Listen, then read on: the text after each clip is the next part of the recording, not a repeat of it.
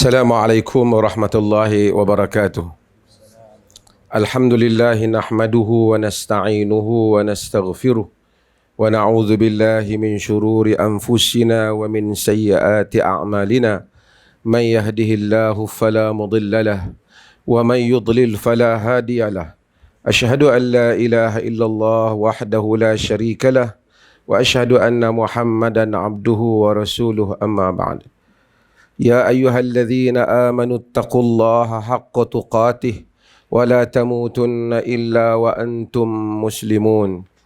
يا أيها الناس اتقوا ربكم الذي خلقكم من نفس واحدة وخلق منها زوجها وبث منهما رجالا كثيرا ونساء واتقوا الله الذي تساءلون به والأرحام إن الله عليكم رقيبا إن الله كان عليكم رقيبا. يا أيها الذين آمنوا اتقوا الله وقولوا قولا سديدا يصلح لكم أعمالكم ويغفر لكم ذنوبكم ومن يطع الله ورسوله فقد فاز فوزا عظيما. أما بعد. Sesungguhnya perkawinan merupakan satu syariat yang telah Allah jadikan di kalangan manusia, supaya hubungan di antara lelaki dan wanita dihalalkan dengan nama Allah Azza wa Jalla. Dan dengan perkahwinan itu ada hukum hakam Tuhan yang mesti dipatuhi antara suami dan isteri. Dan itu merupakan ayat-ayat tanda-tanda kebesaran Allah Jalla wa Ala. Wa min ayatihi an khalaqa lakum min anfusikum azwaja litaskunu ilaiha wa ja'ala bainakum mawaddatan wa rahmah. Di antara tanda-tanda kebesaran Allah itu, ia menjadikan dari diri kamu sendiri pasangan supaya kamu condong kepada pasangan itu, dan ia jadikan di antara kamu itu mawaddatan wa rahmah, cinta dan rahmat. Perkawinan, kecenderungan lelaki dan perempuan yang diikat perkawinan itu dibina di atas cinta yang mempunyai mawaddah, hubungan lelaki dan perempuan, dan ada hubungan rahmat. Bukan saja bagi melunaskan kehendak seorang lelaki dan kehendak seorang perempuan, tetapi perkawinan juga dibina dengan rahmat, kata Al-Quran, yakni simpati antara satu sama lain. Kadang-kala pada suatu usia mungkin hubungan itu sudah, lelaki dan perempuan itu sudah tidak dapat berjalan, tetapi rahmat sentiasa berjalan. Kesian, simpati, kasih sentiasa masih hidup. Dan rumah tangga dibina di atas hubungan lelaki dan perempuan, ia dibina juga di atas adanya rahmat, simpatinya suami pada isteri dan simpatinya isteri pada suami. Sayangnya suami pada isteri, sayangnya isteri pada suami. Di atas itu Al-Quran menyuruh dan memberitahu tanda-tanda kebesaran Allah agar dibina rumah tangga. Apabila kita melakukan hal itu, bererti kita sedang menyaksikan bagaimana Allah telah memanifestasikan makna keagungan dia di dalam kehidupan manusia. Dan apabila kita kahwin, kita telah kahwin menghalalkannya dengan syariat Allah.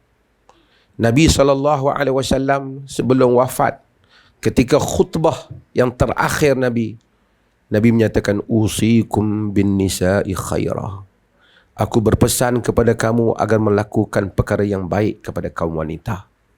Itu antara wasiat-wasiat Nabi yang akhir, supaya lelaki tidak menzalimi isterinya.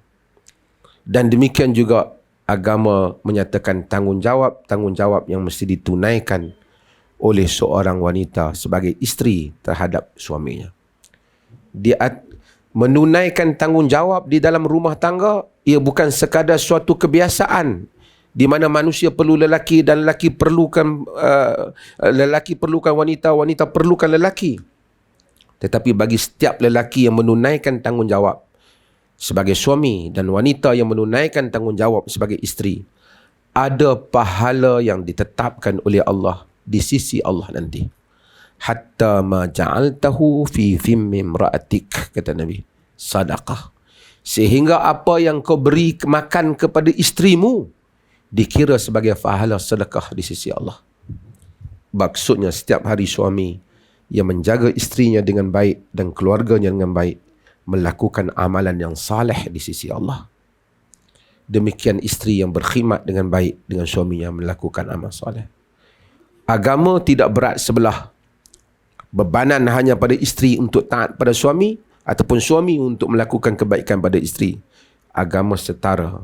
Masing-masing mesti menunaikan tanggungjawabnya. Sesiapa yang menunaikan tanggungjawab suami isteri dengan baik, dia mentaati Allah. Dan amalan ketaatan antara suami, ketaatan menunaikan tanggungjawab rumah tangga itu boleh dibawa di akhirat kelak ketika berdiri di hadapan Allah. Ya Allah, aku telah melakukan amalan saleh dengan mematuhi apa yang kau titahkan supaya berlaku baik kepada isteri ataupun isteri menyatakan berlaku baik kepada suami. Mudah-mudahan Allah merahmatinya. Nabi SAW sebelum akad nikah, baginda SAW berkhutbah dengan khutbah.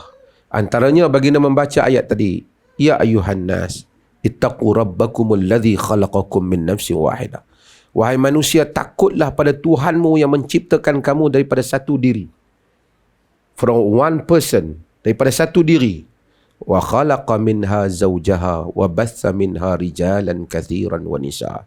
Daripada satu diri itu Adam dijadikan pasangannya, Quran kata. Kemudian daripada kedua ini maka telah tersebarlah lelaki dan wanita yang ramai. Wattaqullaha alladhi tasaaluna bihi wal arham. Takutlah kepada Allah yang kamu selalu menyebut namanya dalam menuntut sesuatu. Dan jagalah kaum keluarga kamu, arham, family kamu, silaturahim kamu, yang berhubung dengan rahim kamu. Innallaha kana alaikum raqiba. Dan Allah itu memerhati apa yang kamu lakukan. Mudah-mudahan Allah merahmati perkahwinan ini dan Allah memberikan kerahmatan yang insya-Allah dan berikan mawaddatan warahmah di antara pasangan yang berkahwin hari ini. Walhamdulillahirabbil alamin. Saya akan akad nikah. Saya akad nikah kerana wali dalam kes ini ialah wali sultan, kerana Angeline adalah menganut Islam. Maka dengan itu saya menyebut, saya nikahkan engkau Sabri bin Yunus dengan Ardini Angeline Tan. Mas kahwinnya seutas rantai emas.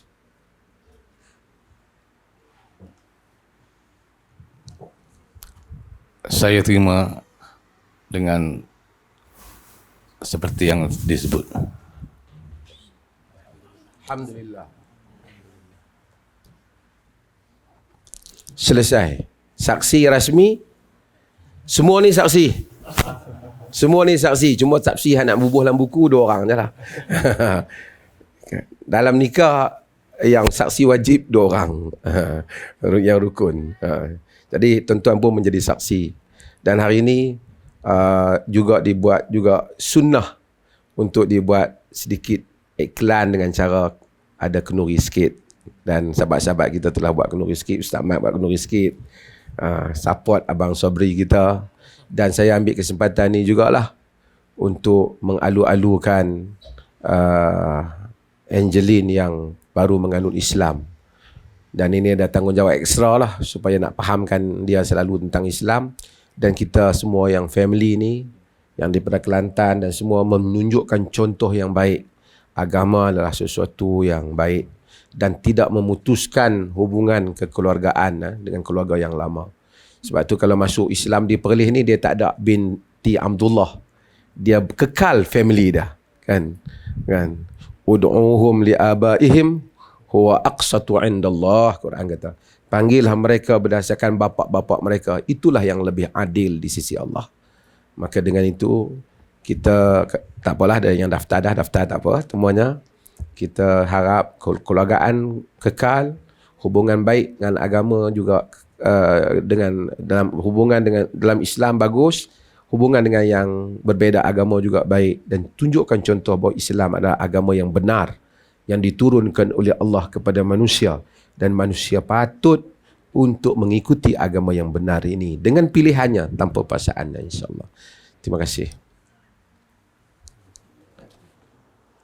Barakallahu lakuma wa baraka alaikuma wa jama'a bainakuma fi khair. Amin.